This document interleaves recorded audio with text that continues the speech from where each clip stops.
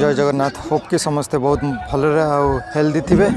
आज मु गोटे ये पाखे गोटे नुआ सिटी आसी आज गोटे गणदौड़ होची। सिटीर ना हूँ येना।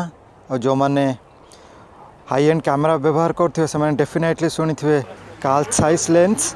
सेटा वर्ल्ड सबुठारु क्वालिटी लेंस। आउ बहुत मोस्ट ऑफ द कैमेरा सेटा यूज कर हाई एंड कैमेरा रे। आउ से लेंसटा यही सिटी रे ही तैयार हुए जोटा कि ए सिटी रे सेटा रिसर्च सेंटर और डेवलपमेंट सेंटर अच्छी। आउ एठी आज गोटे गणदौड़ होची। आ मु एथरे पार्टिसिपेट करुच्ची लास्ट 3 इयर्स है। आस आज ये देखा कौन होची। आउ एटी एटमॉस्फियर बहुत एनर्जेटिक अच्छी। आउ लोक मैंने बहुत मोटिवेट अच्छा दौड़ापी। वेदर भी बहुत बढ़िया। एबे पाखापाखि इवनिंग रे 7टा होती। बट ये तो समर रे प्राय 9 o'clock 9:30 इवनिंग पर्यंत सनलाइट रहिबो। बढ़िया वार्म भी अच्छी। समस्त बहुत मोटिवेटेड अच्छा। पाखापाखि 3,000 to 4,000 लोक अच्छा।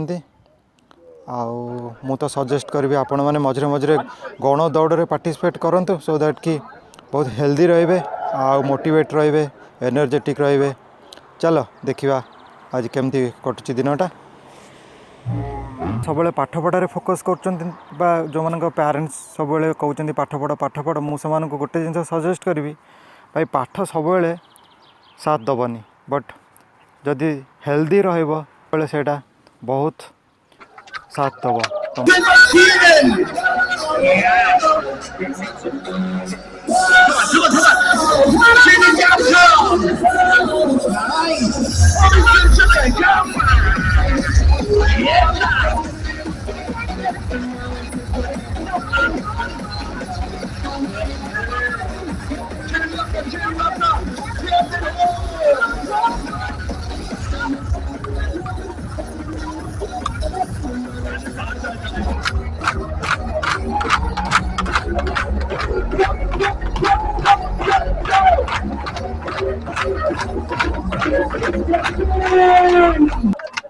रनिंग हूँ सबुठारु सहज स्पोर्ट।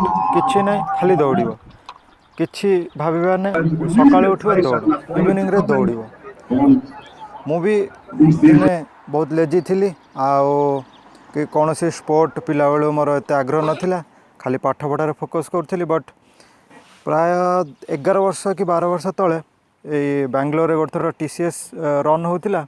मु रेजिस्ट्रेशन कली दौड़िली लोक मान सहित बहुत मजा लगे। 10,000 लोक गोटे रोड रे दौड़े आग पछ तार मजाटा पूरा अलग गोटे लगे। गोटे टीम 10,000 लोक भर तुम जड़े आ तुम टीमटा गोटे 10,000 लोक। मु तो सजेस्ट करी आपड़ डेफिनेटली मझे मझे गण दौड़ भाग नियंतु। हेल्दी रुहतु आ मजार रुहतु। चलो